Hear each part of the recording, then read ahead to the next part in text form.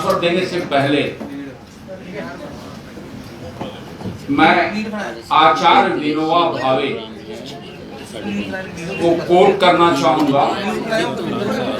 उन्होंने 1959 में एक बुक लिखी, उसका नाम है थॉट्स ऑन एजुकेशन।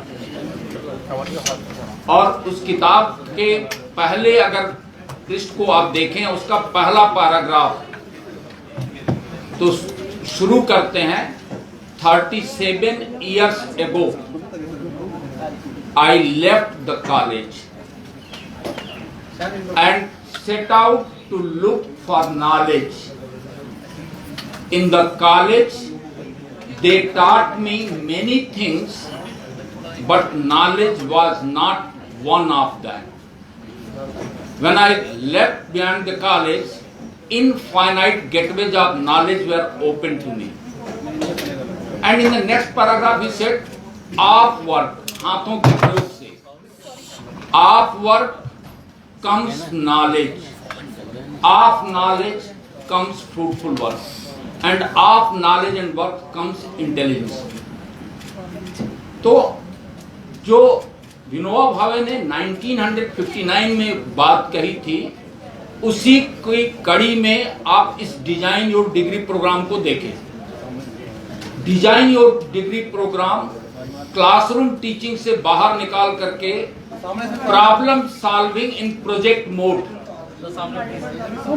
उसमें जा रहा है। अब आप प्रश्न करें, मैं बताता हूँ। सर, आप जिस तरह एक नए कोर्सेज आ रहे हैं, तो आप अपने एजुकेशन पॉलिसी के तहत की जो पढ़ाई की जो प्रक्रिया है उसको आसान बनाने की कोशिश है, कितना रेवोल्यूशनरी ये स्टेप होने वाला है स्टूडेंट्स के?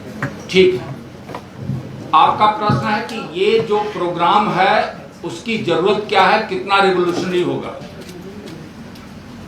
डॉक्टर सदफ अपने प्रेजेंटेशन की शुरुआत में इस प्रश्न को खड़ा की थी, क्यों एक और प्रोग्राम, क्या जरूरत ऐसी पड़ी जिससे कि डिजाइन योर डिग्री प्रोग्राम को यूनिवर्सिटी ऑफ जम्मू लेकर के आया है। तो अगर आप नेशनल एजुकेशन पॉलिसी को देखें तो नेशनल एजुकेशन पॉलिसी जो बात करती है वो बात करती है स्किल्स की, और उसमें लेटरल एग्जिट है। आफ्टर 1 year अगर कोई बच्चा छोड़ के जाता है तो उसको सर्टिफिकेट मिलेगा। सर्टिफिकेट किसमें? सर्टिफिकेट डोमेन नॉलेज में या सर्टिफिकेट स्किल्स में?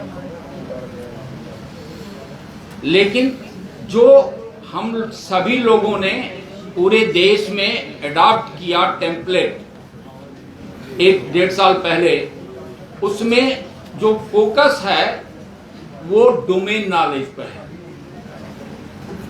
तो कहीं न कहीं नेशनल एजुकेशन पॉलिसी की जो स्पिरिट थी वो पूरी नहीं हो रही थी।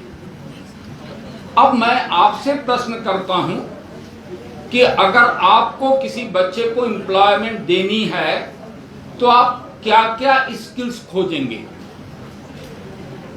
तो मुझे लगता है कि आप खोजेंगे कि उसके में थोड़ी मैथमेटिकल एबिलिटी हो, मैथमेटिक्स नहीं, मैथमेटिकल एबिलिटी, एनालिटिकल एबिलिटी हो, डेटा एनालिसिस करना जानता हो।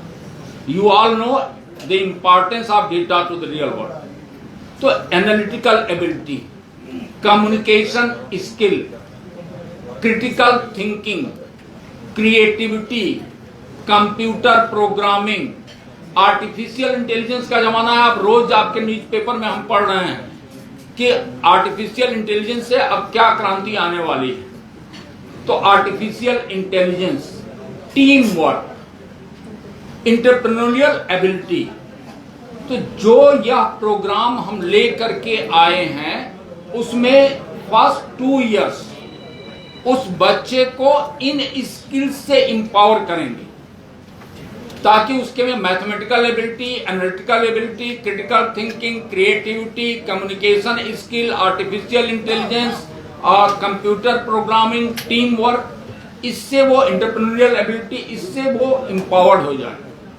और यही चाहे वो जिस डिसिप्लिन में जाएगा, ह्यूमैनिटीज की तरफ जाना चाहता है, सोशल साइंसेज की तरफ जाना चाहता है, कॉमर्स, साइंसेज या बीटेक, ये एबिलिटी हर डिसिप्लिन में जरूरी है। सो अक्रॉस द डिसिप्लिन के बच्चे यहां एडमिशन लेंगे। Team work, so transdisciplinary. So when I am saying teamwork, students from humanities, social sciences, commerce, sciences, they will make a group. वो उनका एक टीम होगा, so peer learning होगी, project based होगा, and they have to identify the problem of the society. They have to incubate that problem as an idea. So the incubation of the idea, then innovate on that idea, then take it to the startup level.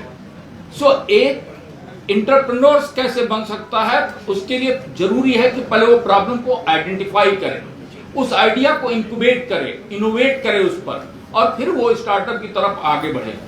तो इन्हीं चीजों को ध्यान में रखते हुए यह programme लाया गया। मुझे लग रहा है कि जम्मू विश्वविद्यालय पूरे देश को एक ऐसा मॉडल देने वाला है जो निश्चित तौर पर रिवोल्यूशनरी मॉडल होगा।